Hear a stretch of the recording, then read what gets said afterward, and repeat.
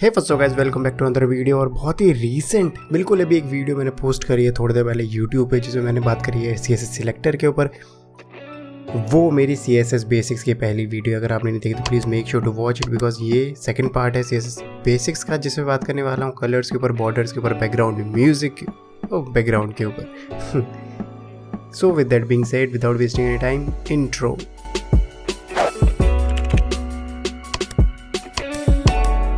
So this particular video is all about background, border, color। सिर्फ ये तीन property में फोकस करेंगे, कैसे किसी पर्टिकुलर एलिमेंट की, कोई भी एलिमेंट हो सकता है, पैराग्राफ हो सकता है, डिव हो सकता है, कोई इमेज हो सकती है, कुछ भी, कोई भी एलिमेंट जो CSS टारगेटेबल है। जैसा कि आप मेरा स्क्रीन देख पा रहे हैं, मैंने कोड पेन खोल रखा है। कोड पेन में मेरे पास एक जो मेरा पेन चल रहा है करेंटली, इसमें मेरे पास एक बेसिक HTML कोड है, स्ट्रक्चर, जिसमें मेरे पास एक डिव, जिसके अंदर मेरे पास एक H2 एलिमेंट। तो जिसको HTML की बेसिक नॉलेज नहीं है तो please make sure to watch my HTML basic series. एक पूरी सीरीज़ है मेरे पास यूट्यूब पे, तो please make sure to watch it. मैं चाहता हूँ कि जो डिव है ये इसका एक बैकग्राउंड कलर हो। इसका बैकग्राउंड कलर मैं चाहता हूँ रेड हो। अब मैंने बिल्कुल रीसेंट वीडियो में बताया कि सिलेक्टर्स में हम किसी भी एलिमेंट को सिलेक्ट कैसे करते हैं, क्योंकि मेरे पास यहाँ पे एक ही एलिमेंट है जिसका नाम है डिव। तो मैं डिव को सिलेक्ट करने वाला हूँ, डिव, एंड अब मैं इसको बैकग्राउंड कलर डालूंगा red. Now background colour select करने के बहुत सारे तरीके हैं। फर्स्ट जो मेथड है वो है, जो फर्स्ट प्रॉपर्टी है वो है सिंपल बैकग्राउंड। मैं यहाँ पे लिखता हूँ बैकग्राउंड, मैं यहाँ पे कलर लिखता हूँ रेड। तो अब देखेंगे मेरा जो डिव है उसका बैकग्राउंड हो गया रेड। अब ये डिव ने पूरी विड्थ ले ली, क्योंकि डिव एक ब्लॉक एलिमेंट है। इसके ऊपर बात करने वाला हूँ आगे एक वीडियो पे जाके, डिस्प्ले के ऊपर जो होने वाली है। ये वीडियो सिर्फ और सिर्फ कलर और बैकग्राउंड और बॉर्डर के ऊपर है, ताकि कन्फ्यूज़ ना हो लोग। Background red. अब मैं चाहता हूँ कि ये जो पूरा डिव है इसको मैं और तरीके से, मतलब और अच्छे से इसको मैं चाहता हूँ कि ये थोड़ा डिस्टिंग्विश हो। जो प्रॉपर्टीज़ है, क्या मैं कोई और तरीका है जिससे मैं इसका रेड कलर को दे पाऊँ? तो बिल्कुल है। फॉर एग्जांपल, अगर मुझे ये प्रॉपर्टी नहीं जम रही है तो मेरे पास एक प्रॉपर्टी और है जिसको कहते हैं बैकग्राउंड कलर, और मैं वहाँ पे जाकर रेड देता हूँ तो भी ये चीज़ काम करती है। तो बेसिकली यहाँ पे दो प्रॉपर्टी, एक है बैकग्राउंड और एक है बैकग्राउंड कलर। तो जो बैकग्राउंड प्रॉपर्टी है वो शॉर्ट हैंड में बहुत ज़्यादा यूज़ होती है। शॉर्ट हैंड प्रॉपर्टी क्या, शॉर्ट हैंड क्या होता है, उसके ऊपर सेपरेट वीडियो है इस पूरी प्लेलिस्ट में। तो प्लीज़ अभी परेशान ना हो, पूरी की पूरी सीरीज़ एक बार कंप्लीट होने तो आपको बहुत मज़ा आने वाला है। बैकग्राउंड कलर की शुरू करते हैं। बैकग्राउंड कलर मैं किसी भी एलिमेंट को मुझे कलर देना है तो वो मैं बैकग्राउंड कलर से दे सकता हूँ। ना इस चीज़ को और अच्छे से समझते हैं। मैं यहाँ पे एक बनाता हूँ, नॉट टेबल, मैं यहाँ पे एक पैराग्राफ बनाता हूँ। पैराग्राफ में लिखता हूँ हेलो। ना इस पैराग्राफ को मैं देना चाहता हूँ बैकग्राउंड कलर, तो वही सेम मैं अपना एलिमेंट टारगेट कर रहा हूँ। बी से मैं बैकग्राउंड कलर दे देता हूँ इसको ब्लू। तो यहाँ पे देख सकते हैं कि मेरे पास रेड भी दे चुका हूँ मैं डिव को, और मैं पैराग्राफ को दे चुका हूँ बैकग्राउंड कलर ब्लू। नाउ मैं चाहता हूँ कि जो मेरा बैकग्राउंड है ना, जो बैकग्राउंड टेक्स्ट है, मैं इसका कलर छेड़ूँ। तो मेरे पास दो तरीके हैं, क्योंकि हमें पता है कि CSS और HTML इसमें पेरेंट और चाइल्ड का कॉन्सेप्ट है। तो या तो मैं कोई भी CSS पेरेंट पे टारगेट कर सकता हूँ या फिर मैं इसके चाइल्ड पे टारगेट कर सकता हूँ। ये हमेशा काम नहीं करती, बट एक सोचने वाली चीज़ है। इसको मैं थोड़ा हिंदी में ऐसे समझाने की कोशिश करता हूँ। जो डिव है, डिव का चाइल्ड है H2। मैं कहता हूँ कि डिव के अंदर जितना भी टेक्स्ट है वो वाइट कलर का हो। तो एक तरीका ये है, ज़रूरी नहीं है अप्लाई हो, ये डिपेंड करता है कि CSS में स्पेसिफिसिटी किस तरीके से चल रही है। और दूसरा तरीका है कि मैं डिव के अंदर बोलूँ H2 है, उसका कलर वाइट हो। तो फ़िलहाल क्योंकि मैं कलर की बात कर रहा हूँ तो मैं कहता हूँ कि डिव का अंदर जितना भी टेक्स्ट है उसका कलर हो वाइट। तो उसके लिए मेरे पास प्रॉपर्टी है कलर वाइट। तो यहाँ पे देख सकते हैं कि मैंने डिव के अंदर के टेक्स्ट को बोला है वाइट कलर करने का, लेकिन मेरे पास जो H2 है ये उस पर अप्लाई हो रहा है। क्यों? क्योंकि ये इसका चाइल्ड है और ये इसके अंदर ही आ रहा है। कोई बात नहीं, जो मैं चाहता था वो अचीव हो चुका है। मैं चाहता था बैकग्राउंड कलर मेरा सेट हो जाए, जो मैं सेट करना चाहता हूँ। कलर सेट हो गया जो मैं चाहता था टेक्स्ट का, यानी कि जो बैकग्राउंड है, background colour is all about the background. लेकिन अगर मुझे टेक्स्ट का कलर चाहिए सेट करना है तो उसके लिए मैं यूज़ करता हूँ प्रॉपर्टी खाली कलर। कन्फ्यूज़ ना हो, बैकग्राउंड कलर मतलब background, colour means text. Technically इसे होना चाहिए था टेक्स्ट कलर, बट ये टेक्स्ट कलर नहीं है, ये सिर्फ बेसिक कलर है। नाउ अब बहुत बार लोग बोलेंगे कि कौन कौन से कलर मैं यहाँ पे डाल सकता हूँ। तो आप यहाँ पे डाल सकते हैं कुछ बेसिक कलर हैं, वो आप ऐसे भी लिख सकते हैं, जैसे red, blue, green, white, black, कुछ इस तरीके से, मतलब जो बिल्कुल स्टैंडर्ड नेम्स है कलर के हैं वो भी लिख सकते हैं। लेकिन अगर आप चाहते हैं कि मतलब आप बिल्कुल स्पेसिफिक कलर, क्योंकि आपको पता है मिलियंस ऑफ कलर्स अवेलेबल हैं, अगर आप चाहते हैं कोई स्पेसिफिक कलर लेना तो वो भी ले सकते हैं। तो कौन कौन से कलर फॉर्मेट ये हमारा CSS एक्सेप्ट करती है? तो एक तो आपका स्टैंडर्ड है, जो स्टैंडर्ड आपके चल रहे हैं। दूसरा आपका यहाँ पे चलता है RGB, तीसरा चलता है RGBA, चौथा चलता है HSL, उसके बाद चलता है हेक्स और फिर चलता है HSLA। नाउ HSLA और RGB को मैं एक साथ कर लेता हूँ क्योंकि HSLA और RGB में एक चीज़ कॉमन है। अब आपको स्टैंडर्ड तो पता ही, ये स्टैंडर्ड है। RGB को पता 3 लाइनें कोड होते हैं। HSL भी सेम इस तरीके से ही होता है। हेक्स कलर बहुत कॉमन है। फॉर एग्जांपल मैं हेक्स का एग्जांपल देता हूँ। अगर मैं ये चीज़ लिखता हूँ 1 2 3 4 5 6, अगर मैं यहाँ पे हेक्स कोड इस तरीके से लिखता हूँ तो ये भी वाइट कलर ही है। इसको मैं यहाँ पे दिखाना चाहूँगा। तो यहाँ पे देख सकते हैं कि जो मैंने कलर सेट करा है ये हेक्स कोड है, यानी कि जो हमारी CSS है वो हेक्स कोड भी एक्सेप्ट करती है। अब बहुत सारे लोगों के पास जो कोड होता है वो RGB होता है, बहुत सारे लोगों के पास कोड HSLA में होता है, बहुत सारे लोगों के कोड RGBA में होता है और HSLA में होता है। नाउ इसमें जो A है उसका क्या डिफरेंस आप देखोगे, जो RGBA और HSLA इसमें A एक्स्ट्रा है। तो ये जो A होता है ये अल्फ़ा होता है। उसको मैं थोड़ा ऐसे दिखाता हूँ। अगर मैं RGBA करता हूँ, फॉर एग्जांपल अगर मुझे किसी को कोई कलर है, मैं लिख रहा हूँ फॉर एग्जांपल 0 255 255 255। सो ये एक फॉर्मेट होता है RGBA का। अगर किसी को RGB कलर लिखना है, फॉर एग्जांपल अगर मैं यही चीज़ यहाँ पे लिख दूँ तो यहाँ पे आप देखेंगे ये स्टिल वाइट कलर है, यानी कि ये वाइट कलर का कोड है RGBA का। ना उसके अगर बाद में मैं अब इसको और करते हैं, अब इसको मैं HSLA करता हूँ तो ये HSLA फॉर्मेट में चलेगा ना। मुझे HSLA की ज़्यादा नॉलेज नहीं क्योंकि मैं इसको यूज़ नहीं करता हूँ, तो मैं RGBA पे फिक्स हूँ। तो अब अगर फॉर एग्जांपल सेम अगर मैं RGBA पे यहाँ पे आता हूँ RGBA, और यहाँ पे अगर मैं अब जो मेरा चौथा पैरामीटर है RGB में, क्योंकि आपको पता होगा ये चैनल है, ये है रेड, ये है ग्रीन, ये है ब्लू, ये है रेड, ये है ग्रीन, ये है ब्लू। तो जो एक्स्ट्रा A है ये होता है अल्फ़ा। अल्फ़ा मीन्स मुझे उसकी ओपेसिटी कितनी रखनी है। अगर मैं यहाँ पे लिखता हूँ 1, इसको मैं यहाँ पे अप्लाई करते हैं। अगर मैं यहाँ पे लिखता हूँ 1, यानी कि ये बिल्कुल RGB की तरह काम करेगा, कोई फ़र्क नहीं है। लेकिन अगर मैं यहाँ पे इसको कर देता हूँ 0.5, यानी कि जो ओपेसिटी है अब 50% रह गई। यानी कि मैं अगर मुझे किसी पर्टिकुलर एलिमेंट के बैकग्राउंड की ओपेसिटी कंट्रोल करनी है या किसी भी कलर की ओपेसिटी कंट्रोल करनी है, that I can do it from here. तो आई होप आपको थोड़ा बेसिक कॉन्सेप्ट मिला कौन कौन से कलर्स एक्सेप्टेबल हैं, कौन कौन से कलर्स आप लिख सकते हैं। ज़रूरी नहीं आप रेड पे रहें, आपके पास अगर रेड का एक्स कोड है या RGB कोड है या इनमें से कोई से भी स्टैंडर्ड का कोड है आप वो लिख सकते हैं। अब ना अगर आप बहुत बार ऐसा होता है कि आपको कलर नहीं मिलता तो आप लिख सकते हैं CSS कलर पिकर। तो बहुत तरीके कलर है, आप यहाँ से अगर पिक कर सकते हैं। तो आपको यहाँ पे RGBA कोड भी मिल रहा है, HSL का भी कोड मिल रहा है और हेक्स कोड भी मिल रहा है। तो बहुत ज़्यादा आसान हो जाता है कोई भी अगर आपको कलर चाहिए उस तरीके से। फॉर एग्जांपल ओके, तो आप इस तरीके से अपने पूरे CSS के लिए कलर पिक कर सकते हैं। क्योंकि जो स्टैंडर्ड कलर्स होते हैं ये कोई भी यूज़ नहीं करता है। मैं पर्सनली इन्हें कभी यूज़ नहीं करता हूँ क्योंकि बहुत ही बस ये कभी यूज़ ही नहीं होते। मैं तो कभी यूज़ करता ही नहीं, कोई भी इसे यूज़ नहीं करता है।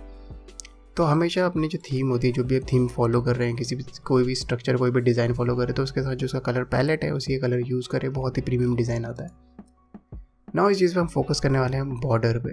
अब बॉर्डर की बात करते हैं हम। फॉर एग्जांपल जो डिव है पहला वाला, मैं चाहता हूँ उसका एक बॉर्डर हो, क्योंकि अभी इसके कोई बॉर्डर नहीं है। मैं चाहता हूँ इस एलिमेंट का बॉर्डर हो, तो मैं उसके लिए प्रॉपर्टी यूज़ करूँगा खाली बॉर्डर, और मैं यहाँ पे लिखूँगा। अब इस बॉर्डर पे 3 चीज़ चलती है, यानी कि A, B एंड C। यहाँ पे 3 चीज़ चलेंगी। अब मैं समझाने की कोशिश करता हूँ कि किस तरीके से लिखा जाता है। जो बॉर्डर का सिंटैक्स है वो इस तरीके से, आप बॉर्डर लिखते हो, आप कॉलर लगाते हो और यहाँ पे 3 चीज़ लिखते हो। जो पहली चीज़ आप लिखते हो वो लिखते हो साइज़, दूसरी चीज़ जो आप लिखते हो वो लिखते हो कलर, एंड तीसरी चीज़ जो आप लिखते हो वो लिखते हो कि आप किस जो स्टाइलिंग क्या चाहिए, बॉर्डर स्टाइल क्या है। अब इसको इस तरीके से समझते हैं। अब इस लाइन को मैं कर देता हूँ कमेंट आउट, क्योंकि ये जाने वाला है यूट्यूब के डिस्क्रिप्शन पे।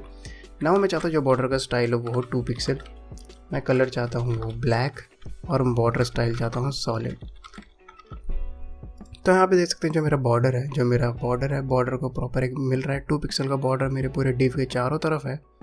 ब्लैक कलर का है, 1 पिक्सल है। मैं पिक्सल बढ़ाऊँगा, बॉर्डर का साइज़ बढ़ता चला जाएगा। तो इस तरीके से आप बॉर्डर कंट्रोल करते हैं। नाउ ये जो सॉलिड है ये बहुत लोगों को कन्फ्यूज़ नहीं आता है। नाउ सॉलिड मीन्स एक बॉर्डर स्टाइलिंग होती है जिसमें हम कहते हैं कि जो इस लाइन है वो बिल्कुल सॉलिड हो, यानी कि इसमें कोई ब्रेक ना हो, कोई भी तरीके से ना हो, बिल्कुल स्ट्रेट लाइन हो, सिंपल, जिसमें कोई ब्रेक ना हो। हम पे इस पर और तरीके भी हैं, जैसे इसमें हमारे पास है डॉटेड। अगर हम डॉटेड भी करते हैं तो आप देख सकते हैं जो मेरा बॉर्डर स्टाइल है वो डॉटेड हो गया है। मेरे पास इसमें एक और है जिसको हम कहते हैं डैश्ड, और इसमें मेरे पास एक और है जिसको कहते हैं डबल। तो बहुत तरीके के होते हैं, मेनली मैं सॉलिड ही यूज़ करता हूँ, लेकिन इस तरीके से आप बॉर्डर को कंट्रोल कर सकते हैं। नाउ जो ये कोड है ये शॉर्ट हैंड कोड है, इसको लिखने के और भी तरीके हैं, वो अभी मैं आपको अच्छे से एक्सप्लेन कर देता हूँ। इसको बॉर्डर को मैं थोड़ा नीचे ले लेता हूँ ताकि कन्फ्यूजन ना हो। अब जो इस पूरी चीज़ को थोड़ा और अच्छे से मैं एक्सप्लेन करना चाहता हूँ। हमने कलर समझ लिया, हम किस तरीके से किसी को कलर देते हैं। हमने बैकग्राउंड कलर समझ लिया, लेकिन अभी बैकग्राउंड बहुत बड़ा टॉपिक है। बैकग्राउंड अभी इतनी जल्दी से कंप्लीट नहीं होता है। बैकग्राउंड में बहुत सारी चीज़ें हैं। फॉर एग्जांपल अगर मैं यहाँ पे कोई इमेज उठा लेता हूँ, HTML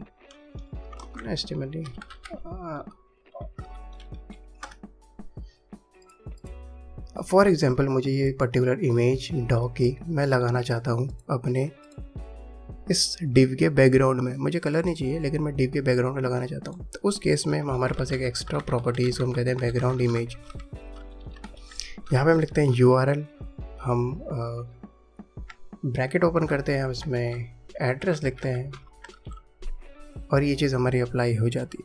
यानी फॉर एग्जांपल अगर मैं चाहता हूँ कि मेरा जो डिव है उसमें जो बैकग्राउंड है वो मेरी इमेज हो, तो बहुत ही सिंपल कॉन्सेप्ट है। यानी कि आपको लिखना है बैकग्राउंड इमेज, उसके बाद आपको लिखना है URL, उसके बाद आपको ब्रैकेट ओपन करना है और वहाँ पे URL इमेज का डायरेक्ट URL आपको यहाँ पे पेस्ट करना है। यहाँ पे रिलेटिव URL पेस्ट कर सकते हो अगर आप वो वेबसाइट आपके पर्सनल डोमेन के अंदर होस्टेड है। तो यहाँ मैंने एक बिल्कुल एब्सोल्यूट URL यूज़ करा हुआ है, बिल्कुल direct URL।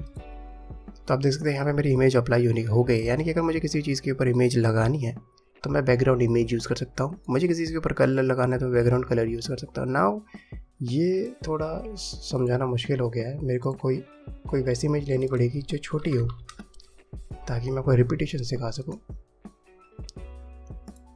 Let's pick this image.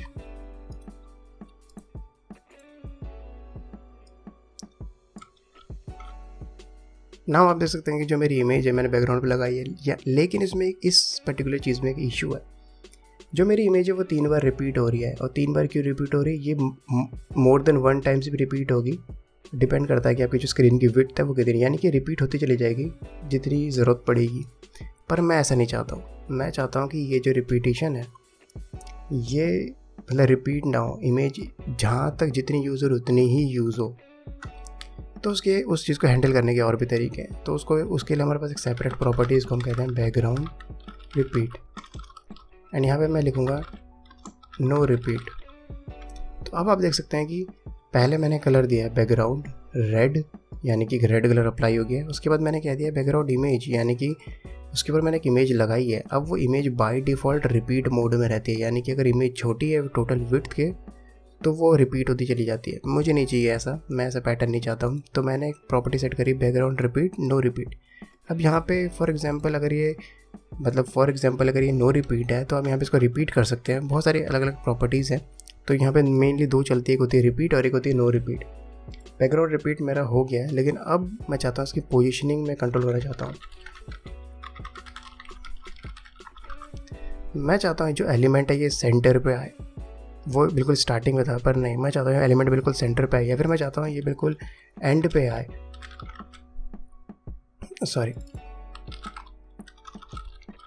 मैं चाहता हूँ जिसकी पोजीशन है ये इसकी बिल्कुल राइट साइड हो। यानी कि फॉर एग्जांपल मैं कोई टाइल डिज़ाइन कर रहा हूँ, जैसे मोबाइल में होता है एक तरफ कंटेंट है एक तरफ उसका कोई छोटा सा आइकन। तो मैं जो उसकी पोजीशन है बैकग्राउंड की, उस इमेज की, तो मैं कंट्रोल कर सकता हूँ बैकग्राउंड पोजीशन से। यानी कि मैंने यहाँ पर राइट की साइड में अलाइन कर दी इमेज को, बैकग्राउंड को। अगर मैं ये फॉर एग्जांपल ये चीज़ पोजीशन काम नहीं करती, अगर मेरे पास रिपीट ऑन होता तो इस चीज़ को अप्लाई करने के लिए मैंने पहले रिपीट ऑफ करा है, उसके बाद मैंने उसको राइट साइड अलाइन करा है। यानी कि आप देख सकते हैं यहाँ पे मेरे पास बैकग्राउंड पे बहुत सारी प्रॉपर्टीज़ हैं। एक प्रॉपर्टी है कलर सेट करने के लिए, एक प्रॉपर्टी है इमेज सेट करने के लिए, एक प्रॉपर्टी है मेरे पास पोजीशन कंट्रोल करने के लिए, एक प्रॉपर्टी मेरे पास रिपीट कंट्रोल करने के लिए, और भी बहुत सारी प्रॉपर्टीज़ है बैकग्राउंड के ऊपर। ये मैं CSS एडवांस टॉपिक पर कवर करूँगा। एंड इस सेम तरीके से हमारे पास बॉर्डर पे बहुत सारी चीज़ें हैं। आप यहाँ पे देख सकते हैं कि मैंने यहाँ पे बैकग्राउंड पे इतनी सारी चीज़ लिखी, लेकिन यहाँ बॉर्डर पे मैंने एक ही लाइन पे पूरा कोड लिख दिया। इसे कहते हैं शॉर्ट हैंड कोड, जिसके मैं बताने वाला हूँ। लेकिन अगर सेम चीज़ अगर मैं स्टैंडर्ड तरीके से लिखना चाहूँ तो कैसे मैं लिख सकता हूँ? तो उसके लिए मुझे लिखना पड़ेगा बॉर्डर कलर, एक प्रॉपर्टी मेरी हो जाएगी, एक मेरी प्रॉपर्टी हो जाएगी बॉर्डर विड्थ, और एक प्रॉपर्टी हो जाएगी मेरी बॉर्डर स्टाइल। ये 3 प्रॉपर्टी हो जाएंगी मेरी, और तीनों प्रॉपर्टी उस तरीके से चलेंगी। फॉर एग्जांपल मैं यहाँ पे लिखता हूँ बॉर्डर कलर हो जाएगा मेरा ब्लैक, बॉर्डर स्टाइल मेरा हो जाएगा 4 पिक्सल, एंड बॉर्डर विड्थ हो जाएगी मेरी 4 पिक्सल, स्टाइल हो जाएगा मेरा सॉलिड। तो ये सेम को मैंने एक लाइन में लिखा था। उससे होता है जो हमारे जो कोड होता है वो बहुत क्लीन लगता है, बहुत ही ज़्यादा हमारा साइज़ रिड्यूस होता है। तो ये स्टैंडर्ड है, शॉर्ट हैंड बहुत ज़्यादा पॉपुलर है, हम जावास्क्रिप्ट पे भी यूज़ करते हैं, हम CSS पे यूज़ करते हैं। तो शॉर्ट हैंड में प्रॉपर एक वीडियो आपको वहाँ पे जाके बहुत अच्छे समझ में आएगा। और सेम तरीके से हम बैकग्राउंड को भी एक ही लाइन पे लिख सकते हैं, उसका भी अलग तरीका है शॉर्ट हैंड का, वो मैं एक ही वीडियो में कवर करना चाहता हूँ। ये सारी चीज़ें समझ में आ गई हमें समझ में आ गया किसी चीज़ का कलर कैसे सेट करना है, हमें समझ में आ गया किसी चीज़ का बैकग्राउंड कैसे सेट करना है, हमें समझ में आ गया किसी का बैकग्राउंड और बॉर्डर कैसे सेट करना है। लेकिन अभी भी एक चीज़ है जो बॉर्डर की प्रॉपर्टी है, जिसको कहते हैं हम बॉर्डर रेडियस या बॉर्डर राउंडनेस। आपने बहुत बार देखा होगा कि ये जो बॉर्डर है, ये जो पूरा स्क्वायर है, ये एक रेक्टेंगल है, इसके जो एजेस है वो बहुत शार्प एज है। मैं चाहता हूँ कि जो एज हैं इसके ये राउंडेड हो जाएं, एंड वो हम CSS में अचीव कर सकते हैं बिना किसी इमेज की हेल्प से। बॉर्डर रेडियस एक बहुत ही अच्छी चीज़ है जो हम इसके लिए यूज़ करते हैं। एक बहुत ही सिंपल सी प्रॉपर्टी, इसको कहते हैं बॉर्डर रेडियस, एंड इसको हम यूज़ करते हैं 10 पिक्सल। और आप यहाँ देख सकते हैं कि जो मेरे बॉर्डर है वो बिल्कुल राउंड हो गए हैं। ये यूजुअली हेल्प होता है जब हम कोई बटन बना रहे हैं, हम किसी कार्ड को डिज़ाइन कर रहे हैं जिसमें हमें राउंड एज चाहिए, तो हम इस तरीके से यूज़ कर सकते हैं। यहाँ पे आप पिक्सल यूज़ कर सकते हैं, परसेंट यूज़ कर सकते हैं, इस तरीके से। तो यहाँ पे आप देख सकते हैं कि जो मेरी मैं कंट्रोल कर पा रहा हूँ बॉर्डर के एज को। तो ये जो पूरा रेक्टेंगल था इसको मैं राउंडनेस दे पा रहा हूँ इसके एजेस को with the help of border radius. तो एक बहुत ही इंटरेस्टिंग और बहुत ही इंपॉर्टेंट प्रॉपर्टी है बॉर्डर की, जो बहुत ज़्यादा यूज़ होती है। नाउ एक चीज़ आती है कि फॉर एग्जांपल आपको कोई एक ऐसा एलिमेंट डिज़ाइन करना है जिसकी जो बॉर्डर रेडियस है वो आपको सिर्फ एक एज से कर्व करनी है। आप नहीं चाहते कि चारों एज राउंड हो जाए, सिर्फ एक एज राउंड हो। तो उस चीज़ को भी आप कंट्रोल कर सकते हो। उसको कंट्रोल करने के लिए आपको उस तरीके से उसका जो प्रॉपर्टी है वो है बॉर्डर। देन आपको लिखना है कि कौन सा पर्टिकुलर आपको एलिमेंट टारगेट करना है। यानी कि फॉर एग्जांपल मैं टारगेट करना चाहता हूँ left top radius. Okay, sorry, so it is like top left radius. So now आप यहाँ से देख सकते हैं कि जो मैंने सिर्फ एक कॉर्नर को टारगेट कर पा रहा हूँ। सेम चीज़ अगर मैं चाहता हूँ कि जो मेरा राइट है, टॉप राइट, इसको मैं चाहता हूँ कि ये 50-60 पिक्सल हो जाए, तो आप इस तरीके से बहुत इजीली कंट्रोल कर सकते हैं। अगर सेम चीज़ अगर यहाँ पे आप लिखते हैं बॉटम,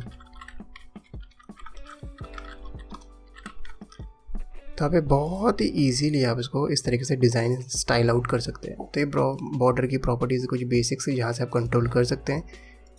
बहुत ही रेयर कंडीशन में आपको ये अलग अलग तरीके से टारगेट करने की ज़रूरत पड़ती है। यूजुअली आप इसको सिंपल एक बॉर्डर रेडियस करके टारगेट कर पाते हो।